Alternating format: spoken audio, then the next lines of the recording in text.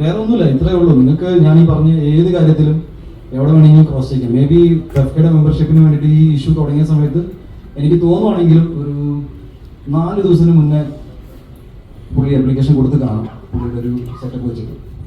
Otherwise ആയി തോന്നുന്നു. പിന്നെ ഇതിൽ നിങ്ങൾക്ക് ഏതെങ്കിലും രീതിയിൽ ചോദ്യങ്ങൾ ചോദിക്കണമെങ്കിൽ ഒരു 4-5 ചോദ്യങ്ങൾ ചോദിക്കാം. ബിക്കോസ് വേറെ പ്രത്യേകിച്ച് എനിക്ക് ഇപ്പോൾ കേസായിട്ട് കിടക്കുന്നതുകൊണ്ട് ഇതിൽ കൂടുതൽ സംസാരിക്കാൻ പറ്റുമെന്ന് അറിയില്ല. ബാക്കി ഞാൻ പറഞ്ഞ കാര്യങ്ങൾ പൂർണ്ണമായിട്ട് ഞാൻ holding on to the ground. ഞാൻ ഇയാളെ അടിച്ചിട്ടില്ല. ഞാൻ വേറെ നടനെക്കുറിച്ച് അയാളുടെ സിനിമയെക്കുറിച്ച് സംസാരിക്കാനുള്ള സ്പേസിന് ഉണ്ടായിരുന്നില്ല.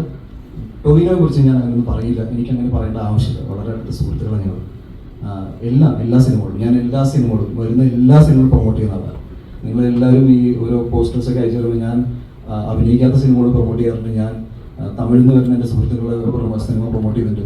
എൻ്റെ സിനിമകളും എൻ്റെ ഫ്രണ്ട്സ് പ്രൊമോട്ട് ഞാൻ അങ്ങോട്ട് ചോദിക്കാറില്ല, പക്ഷെ ചെയ്യാറുണ്ട്.